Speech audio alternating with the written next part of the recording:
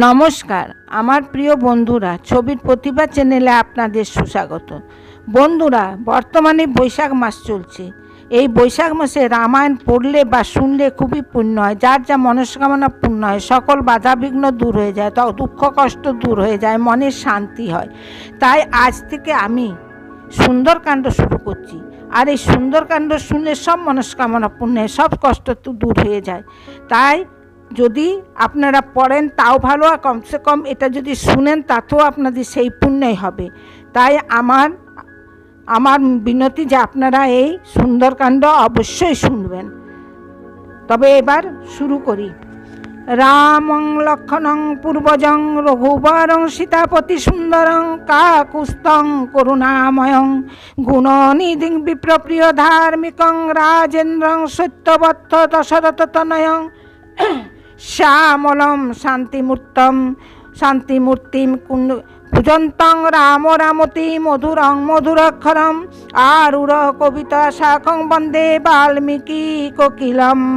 বন্দে মর্যাদা পুরুষোত্তম রামচন্দ্র কি সীতারাম কি। এবারে এটা শুরু হচ্ছে, বানরগণ সাগরের কাছে গেছে সীতার অন্বেষণ করার জন্যে। তারা এবার ভাবছে কিভাবে সীতার উদ্ধার করব, সাগর পার হব, সীতার অন্বেষণ করব। আর তার পূর্বে বানররা যখন এই পর্বতে এসেছিল, তখন সম্পাতি নামে এক পক্ষী সে তার উপরে ছিল, তার দুটা পাখায় জ্বলে গেছিল। কিন্তু যখনই রাম নাম সে বলল, তার দুটা পাখায় আবার নতুন করে গজে গেল। তো এবার সে পক্ষী আর তার ছেলেকে নিয়ে পক্ষী চলে গেল। তারপরের ঘটনা, পিতা পুত্রে পক্ষীরাজ পিতা পুত্রে পক্ষীরাজ গেলে নয় উত্তর অঙ্গদ কটক সহ দক্ষিণ সাগর তর্জন গর্জন করে ছাড়ে সিংহনাদ সাগরের ঢেউ দেখি গনিল প্রমাদ তমময় দেখা যায় গগন মণ্ডল হিল্লোল কল্লোল করে সমুদ্রের জল সিন্ধু জলে জল জন্তু কলরব করে জলেতে না নামে কেহ মকরে ডরে এক এক জল জন্তু পর্বত প্রমাণ জগত করিবে গ্রাস হয় অনুমান সাগর দেখিয়া সবে পাইল তরাস সবাকারে অঙ্গদ করিতেছে আশ্বাস বিষাদে বিক্রম টুটে বিষাদে তে মরি বিষাদ ঘুচালে ভাই সর্বত্রে তে তরি সুখে নিদ্রা যাও আজি সমুদ্রের কূলে সাগর তরিব কালি অতি প্রাতকালে সাগরের কূল চাপি রহিল বানর রহিবারে পাতালতায় সাজাইল ঘর সাগরের কূলে তারা বঞ্চে সুখে রাতি প্রভাতে একত্র হইল সর্বসেনাপতি জোর হাতে দণ্ডাইল অঙ্গদের আগে অঙ্গদ কহিছে বার্তা শুন বীর ভাগে দৈব দোষে লঙ্ঘিলাম রাজার শাসন কোন বীর ঘুচাইবে ঘোর বন্ধন।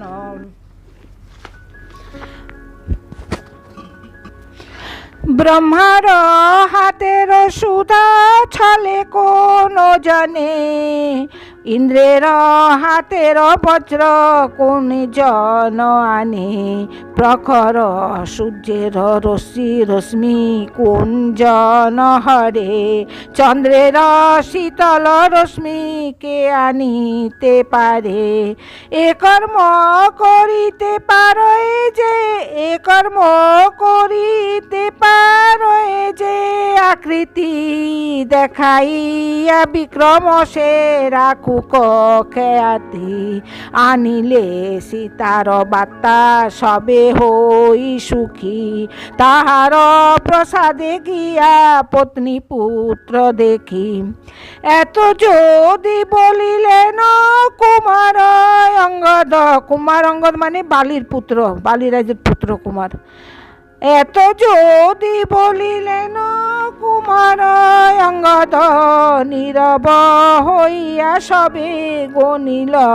আপদ ছিল যত সৈন্য সঙ্গে সামন্ত প্রচুর বার জিজ্ঞাসেন অঙ্গদ ঠাকুর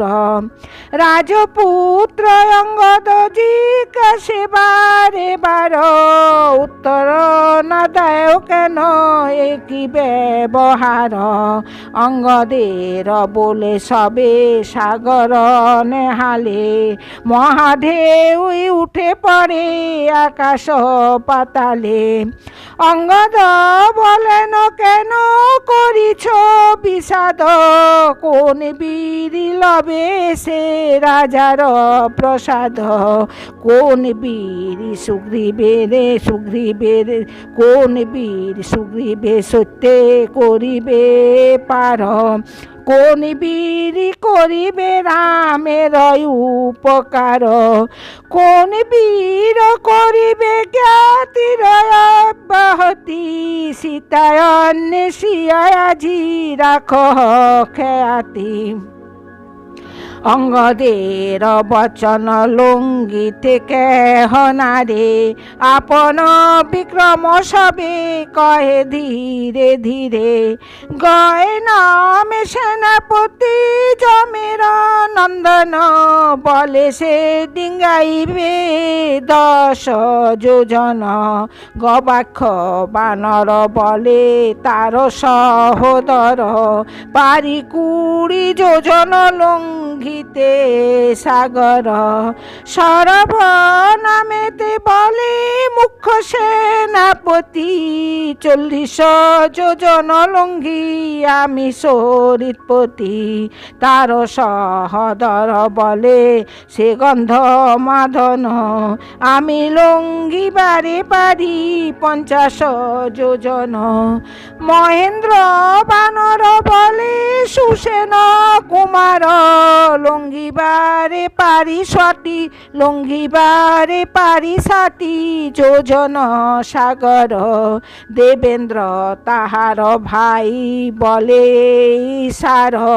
70 যোজন লঙ্ঘি আমি পারাবার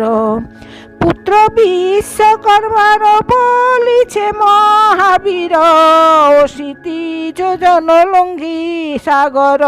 গভীর অগ্নিপুত্র কপি বলে বীরয় অবতার 90 যোজন লঙ্ঘি সাগর পাথার তারক বানর বলে রাজার ভান্ডারী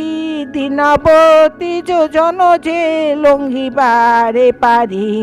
ব্রহ্মপুত্র ভল্লুক করিয়ায় অনুমান হাসিয়ায় উত্তর করে মন্ত্রী জাম্বুবান যৌবন কালের বল টুটয়ে বার্ধক্যে যৌবন কালের কথা শুন কৌতুকে বলি রে চলিতে হরি হইয়া বামন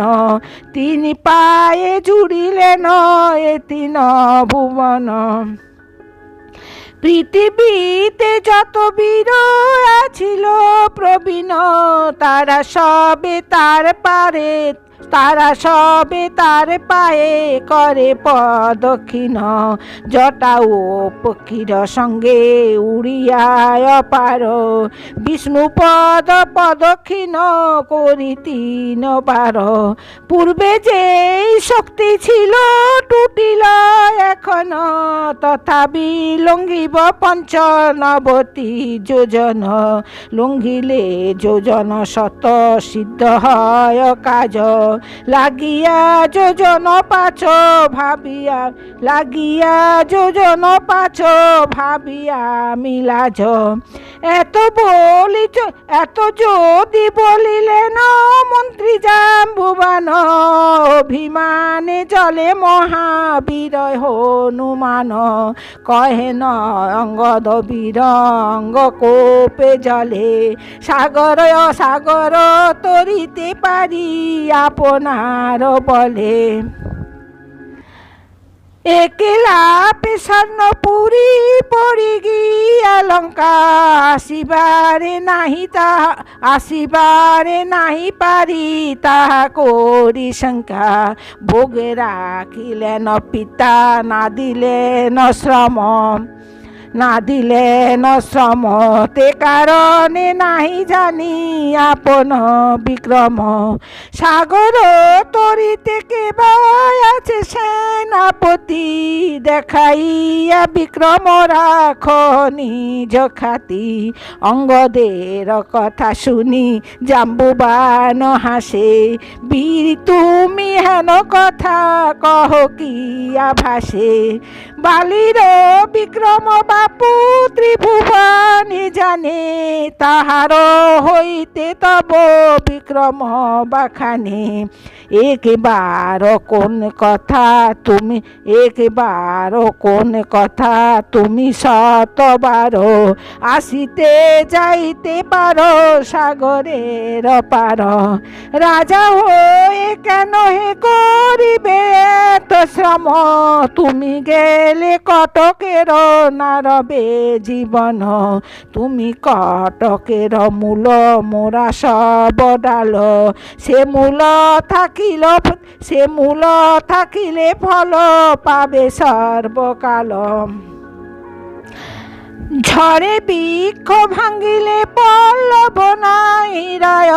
যদি মূল থাকে পত্র পুনরায় হয় কার উপকার না করিল তব বাপ কোন বীর লঙ্ঘিবে তোমার প্রতাপ সকল বানর তব ঘরের সেবক সকলে হইবে তব কার্যের সাধক বসি আজ্ঞা কর তুমি বানরের রাজ সেবক হইতে তব সিদ্ধ হবে কাজ অঙ্গদ বলেন ধীরে কি করি হার সাগর তরিতে কেহ না করে শিকার সাগর লঙ্ঘিতে পারি আসিতে সংশয় বিলম্ব হইলে করি সুগ্রীবের ভয় সংশয় জীবন মম নিশ্চয় মরণ সাগর লঙ্ঘিব আমি দেখো বীরগণ সকল বানর কহে করি জোর হাত তুমি কেন লঙ্ঘিবে হে বানরের নাথ রাজপুত্র রাজা তুমি বাসবের নাতি নিজে মহামতি তুমি বুদ্ধে বৃহস্পতি ভুলিয়াছি বালিকে যে তোমার দর্শনে একতিল নাহি বাঁচি তোমার বিহনে জাম্বুবান বলে ছাড়ো জঞ্জাল বচন যে সাগর লঙ্ঘিবে তা কর শ্রবণ অভিমানে মন ভাবে বীর হনুমান কটকের মধ্যে আছে নকুল প্রমাণ কটকেতে হনুমানে কেহ নাই দেখে জাম্বুবান কহিতেছে দেখিয়া তাহাকে কার মুখ চাহ তুমি বীরি হনুমান আমার বচন বাছা কর অবধান হনুমান জাম্বুবান উভয়ে সম্ভাষ সুন্দর সুন্দরা কান্দিতে গীত গায়ে কীর্তিবাস। ধন্যবাদ। আজ এত দূরেই, এবার কাল বলবো জাম্বুবানকে সমুদ্রের জন্ম হনুমানের জন্ম বৃত্তান্তের কথা। ধন্যবাদ।